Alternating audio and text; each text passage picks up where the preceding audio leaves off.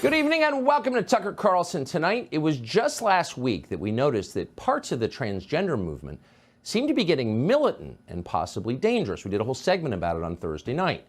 That segment was sparred by an NPR segment we had heard and never expected to hear.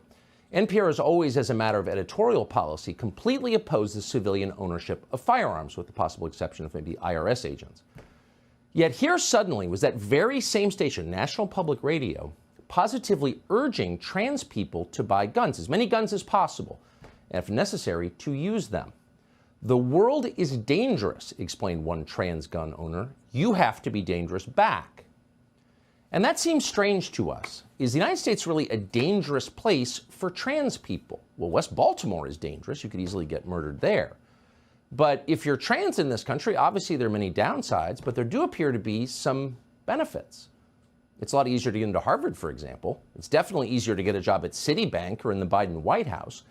If you're transgender and can so much as fly a kite, the Pentagon will happily make you an F-35 pilot, just so Hollywood can make a movie about it.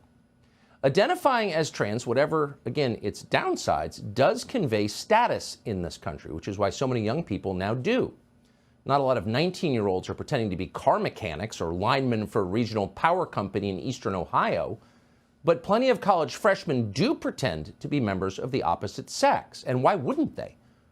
The people in charge despise working-class whites, but they venerate the trans community. People are just responding to incentives. It's rational in a way. But that does not explain the anger that we heard in that NPR segment. Why are some trans people so angry, and why do they seem to be mad specifically at traditional Christians? We can't think of any trans person who's ever been murdered by a pastor. As far as we know, that has never happened. So it's not an actual threat of violence from Christians that's inspiring some trans people to buy AR-15s. No, it's got to be more fundamental than that. And it is. The trans movement is the mirror image of Christianity, and therefore its natural enemy. In Christianity, the price of admission is admitting that you're not God. Christians openly concede that they have no real power over anything, and for that matter, very little personal virtue. They will tell you to your face that they are sinful and helpless and basically absurd. They're not embarrassed about any of this. They brag about it. That saved a wretch like me, goes the most famous Christian hymn ever written in English. The trans movement takes the opposite view. Trans ideology claims dominion over nature itself. We can change the identity we were born with, they will tell you with wild-eyed certainty. Christians can never agree with this statement because these are powers they believe God alone possesses. That unwillingness to agree, that failure to acknowledge a trans person's dominion over nature, incites and enrages some in the trans community. People who believe they're God can't stand to be reminded that they're not. So Christianity and transgender orthodoxy are wholly incompatible theologies. They can never be reconciled. They are on a collision course with each other. One side is likely to draw blood before the other side. That's what we concluded last week. Yesterday morning, tragically, our fears were confirmed. A self-identified trans person called Audrey Hale committed mass murder at a Christian school in Nashville. Hale burst into a place called the Convent School and executed 3 9-year-olds as well as 3 adults. Police have released body cam footage from the end of the massacre. We're showing you just a small part of it. You can see the rest online if you want. We're not going to show it because that's too awful and sad. But what was almost as sickening to see in a far more subtle and insidious way was the media coverage of yesterday's tragedy. Here's Terry Moran of ABC News, for example, suggesting that Christians were murdered in Tennessee because they infringed on the rights of transgendered people. Watch. Audrey Hale identified herself as a transgender person. The state of Tennessee earlier this month passed and the governor signed a bill that banned transgender medical care for minors, as well as a law that prohibited adult entertainment, including male and female impersonators, after a series of drag show controversies in that state. The state of Tennessee bans the sexual mutilation of children. Children get shot to death in a school. It's cause and effect. That's what ABC News is telling you. That's not far from justifying mass murder, but others took the next step.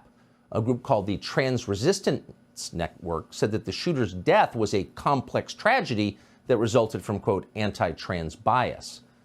The Hershey Chocolate Company's new trans spokesman, meanwhile, someone called Faye Johnstone, posted messages after the shooting complaining about, quote, trans misogyny.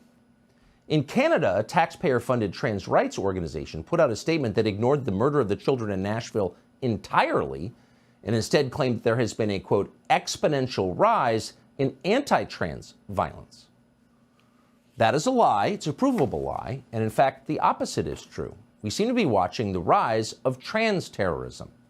The man who tried to murder Supreme Court Justice Brett Kavanaugh after the repeal of Roe v. Wade, identified as a, quote, trans gamer girl. The man who shot up a nightclub in Colorado in this past November and murdered 5 people, identified as non-binary. And now this. And there could be more. Antifa has announced this coming Saturday is the, quote, Trans Day of Vengeance. Vengeance for what? That's not explained. But the suggestion is there will be violence in Washington this weekend. Congresswoman Marjorie Taylor Greene tweeted about this today, because if there's a day of vengeance coming, the rest of us should probably know about it. And for doing so, immediately had her official congressional Twitter account suspended. You're not supposed to talk about any of this, apparently. And the authorities in Nashville certainly are not planning to talk about it. They're doing their best not to. Here's the police chief of Nashville explaining that, well, he's happy to talk about the shooter's guns. He's not going to tell you anything about the shooter's motives. Watch. So in the manifesto, there's several different writings about other locations. There were locations, there was talks about the school. There was a map of the school, a drawing of how potentially she would enter and the assaults that would take place. There's quite a bit of writing to it. I have not read the entire manifesto. Our team and the FBI has been working on this. Well, that's interesting. Within what seemed like minutes, we saw pictures of the rifles and the pistol. We now have horrifying body cam footage from within the school. So unsettling, we're not going to show it to you. But somehow we can't see the manifesto in which the killer explains why she killed. Why is that? It's not accidental. Well, you know exactly why it is. Because it would make the obvious undeniable. The trans movement is targeting Christians, including with violence. Most Christian leaders in this country don't want to admit that. Admitting it might force them to take deeply unfashionable positions.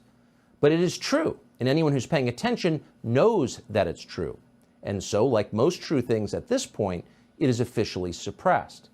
Here, for example, is Joe Biden yelping again about how it's all your fault when these tragedies happen because you've got guns at home. This is from yesterday. We have to do more to stop gun violence. It's ripping our communities apart, ripping the soul of this nation, ripping at the very soul of the nation. And we have to do more to protect our schools so they aren't turned into prisons. You know, the shooter in this situation reportedly had 2 assault weapons and a pistol, 2 AK-47. So I call on Congress again to pass my assault weapons ban. So we're going to prevent you from learning why the shooter did it, and we don't have to guess because she wrote a whole manifesto about why she did it. And we know that she did that because she told a friend of hers on Instagram that she did it. But we can't see it. We can only talk about the guns. We can't know what kind of drugs she was taking, what kind of hormones or SSRIs or benzodiazepines. We can only guess. We can only talk about the guns. Pass my assault weapons ban. That'll fix the problem. But Joe Biden is lying about that. He knows that he's lying, and you know that he's lying. Yesterday's massacre did not happen because of lax gun laws. Yesterday's massacre happened because of a deranged and demonic ideology that is infecting this country with the encouragement of people like Joe Biden. Let us start by being honest about that.